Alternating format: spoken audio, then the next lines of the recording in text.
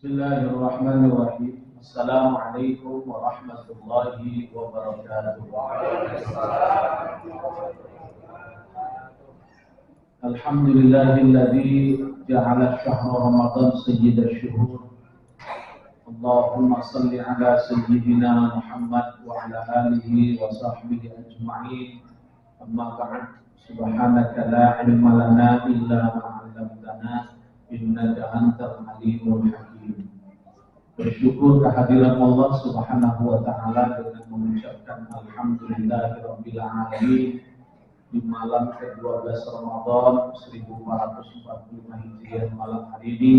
Semoga Allah menerima amal kita yang sudah kita lakukan di bulan Ramadan ini. Semoga Allah menerima doa dan hajat kita, amin ya rabbal alamin. Salawat dan salam kita persembahkan ke haribaan alam Nabi besar Muhammad Rasulullah sallallahu alaihi wa alihi wasallam. Bapak Ibu jamaah salat tarawih yang dirahmati Allah Subhanahu wa taala, tema tausiah di malam hari ini berjudul Kiat Mencapai Wafat Husnul Khatimah. Selalu kita berdoa di dalam berbagai kesempatan, siang, pagi, sore, dan bahkan malam. Satu permintaan kita kepada Allah agar kiranya Allah mewafatkan kita dalam keadaan husnul khatimah. Ini menjadi satu harapan, satu dambaan, satu pinta kita kepada Allah. Karena memang kita tidak tahu bagaimana akan mengakhiri hidup nantinya. Maka oleh karena itu kita selalu berdoa semoga husnul khatimah. Apa yang dimaksud dengan husnul khatimah? Husnul khatimah adalah ketika dia wafat, menghembuskan nafas yang terakhir, ketika meninggalkan dunia yang fana ini, dia bisa mengucapkan zikir la ilaha illallah. Maka dikotomi atau perlawan daripada husnul khatimah adalah su'ul khatimah. Su'ul khatimah adalah wafat dalam keadaan mati tidak beriman, na'udzubillah. Maka oleh karena itu wafat menjadi ketika kita husnul khatimah itu menjadi satu harapan kita. Karena memang ada jaminan Nabi Muhammad sallallahu alaihi wasallam dalam satu hadis. Rasul pernah bersabda, "Man kana akhiru kalami la ilaha illallah dakhala al-jannah." Siapa saja yang sanggup dan mampu untuk mengucapkan zikir la ilaha illallah, dipastikan dia masuk ke dalam surganya Allah. Maka oleh karena itu, pada kesempatan kali ini ada dua hal yang ingin saya sampaikan dalam rangka untuk meraih wafatnya supaya kita husnul khatimah. Yang pertama, apa yang harus kita lakukan semasa hidup? Maka yang pertama adalah memperbanyak zikir la ilaha illallah. Rasul sallallahu alaihi wasallam pernah bersabda, "Afdhul zikri la ilaha illallah." Sebaik-baik zikir, zikir yang paling afdol, zikir yang paling mulia adalah mengucapkan la ilaha illallah. Maka oleh karena itu, Bapak Ibu yang dirahmati Allah, mumpung Allah masih memberikan nikmat dunia yang fana ini, jangan lupa selalulah kita berzikir la ilaha illallah. Tiada Tuhan selain Allah. Maksudnya, tiada Tuhan yang pantas dan wajib disembah kecuali hanya Allah Subhanahu wa taala. Maka oleh karena itu di bulan suci Ramadan ini, dan bukan Ramadan saja tentunya, banyaklah kita mengucapkan zikir la ilaha illallah. Selesai sholat 5 waktu, usahakan walaupun zikir la ilaha illallah cuma 10 kali, 5 kali atau 3 kali, jangan sampai kita tinggalkan mengucapkan zikir la ilaha illallah. Karena ketika kita masih hidup mau mengucapkan zikir la ilaha illallah, inilah nanti yang akan menolong kita ketika kita mau sakaratul maut. Bapak Ibu yang dirahmati Allah, peristiwa sakaratul maut bagi kita semua pasti akan kita alami ketika kita akan meninggalkan dunia yang fana ini. Begitu dahsyatnya peristiwa sakaratul maut, yang endingnya adalah ketika ruh dicabut dari tubuh kita, begitu sakitnya ruh akan keluar dari tubuh kita itu, sampai-sampai Nabi Musa alaihissalam pernah ditanya sahabat Nabi Musa waktu itu, wahai Nabi Allah, wahai Nabi Musa, bagaimana rasa sakitnya ketika ruh itu akan dicabut dari tubuh kita? Maka Nabi Musa menjawab, sakitnya ruh ketika dicabut dari tubuh kita seperti seekor kambing yang masih hidup dikuliti. Sakit nggak itu Bapak Ibu? Sakit. Itulah yang disebut dengan bagaimana ketika ruh yang akan dicabut nanti di dunia ini. Makanya oleh karena itu, tidak usah ruh ya Bapak Ibu sekalian. Bapak Ibu duduk di rumah, nyuruh cucu suruh nyabut uban, walaupun uban itu tidak elok dicabut. Satu kalau cabut kalau tadi uban dicabut satu itu enak rasanya itu. Coba kalau cucu sekali nyabut 20 helai dicabut, itu bukan enak, berantem pasti terjadi.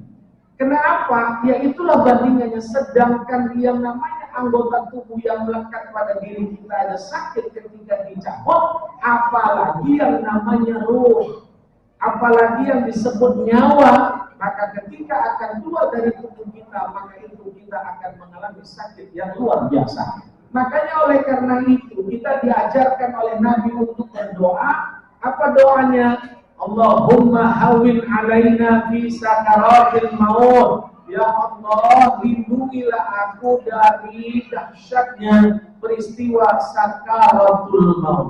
Maka oleh karena itu insya Allah zikir kita dengan mengucapkan zikir la ilaha illallah ini menjadi satu amalan kita yang akan menemani kita hingga akhir hidup kita, sehingga kita akan sakaratul maut, maka zikir yang diucap adalah la ilaha illallah. Ini syarat ataupun kriteria pertama, semoga kita bisa husnul khatimah.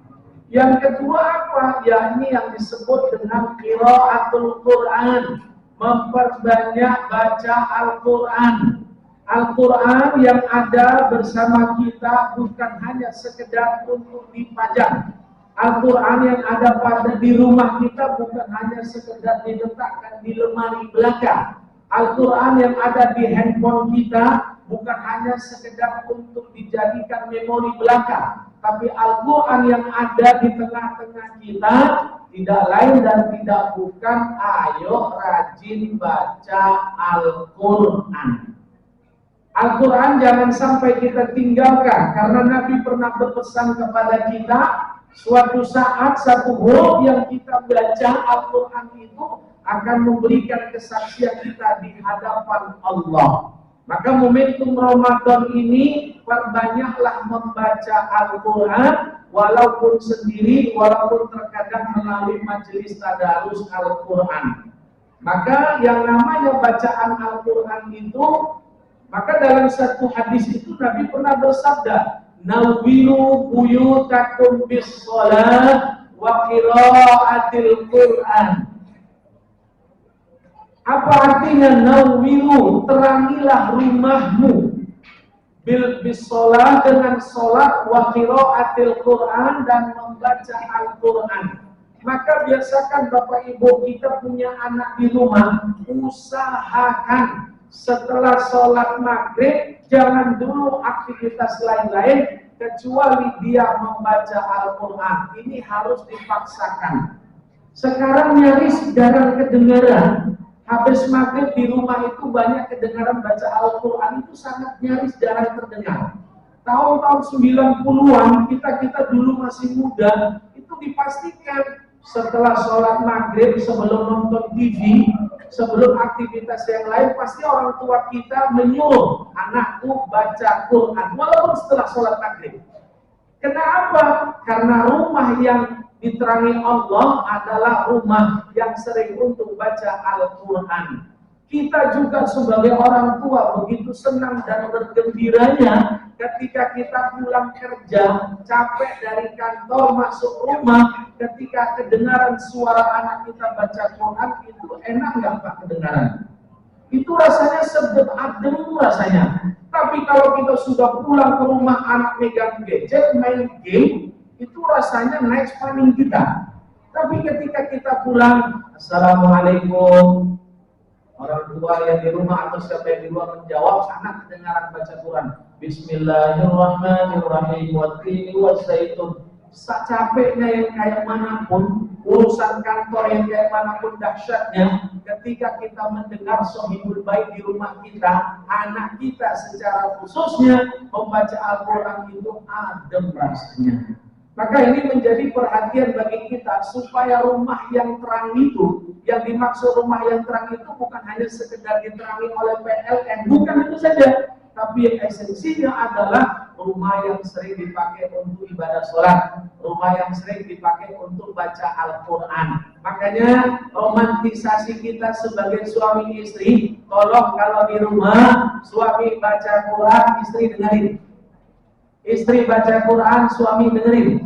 Ketika suami baca Quran salah, sang istri ngomong, Pak, Bang, Mas, itu bacaan Quranmu salah. Yang benar kayak mana, Dek? Begini, Masya Allah, itu sejuk rasanya. Tapi kalau sudah suami istri baca Quran sendiri-sendiri, suami baca sendiri, istri baca sendiri, itu kagak ada yang ngerti mana bacaannya yang salah, mana bacaannya yang betul. Ibu sekalian, Bapak Ibu sekalian, saya mau tanya dulu, kalau kita baca Quran sendiri, nggak ada yang dengerin, itu bacaan Quran kita benar semua enggak?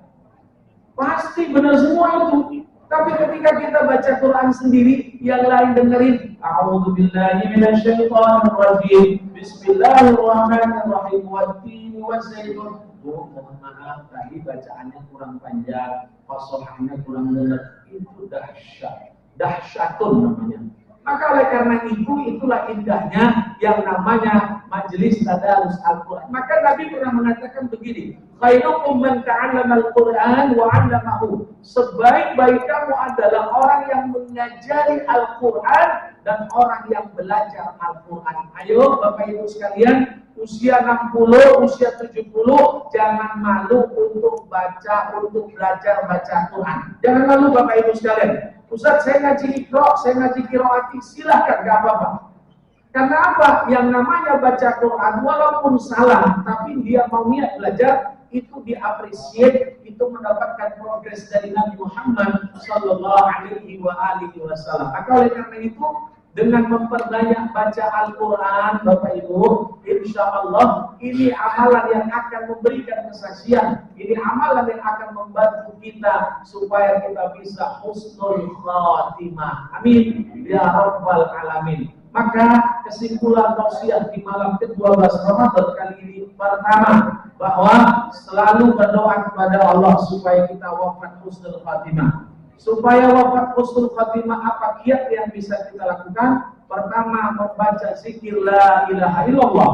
Yang kedua, dengan memperbanyak membaca Al-Quran. Insya Allah wafatnya kita meninggalkan dunia ini dengan keadaan senyum, dengan keadaan bahagia, dengan meninggalkan dunia dengan keadaan husnul khatimah. Ini saja yang dapat saya sampaikan. Semoga bisa memberikan manfaat dan kebaikan bagi kita semuanya. Amin ya rabbal alamin. Terima kasih atas segala perhatian. Mohon maaf atas segala kekurangan. Wal afwa minkum jami'an. Billahi taufiq wal hidayah. Assalamualaikum warahmatullahi wabarakatuh.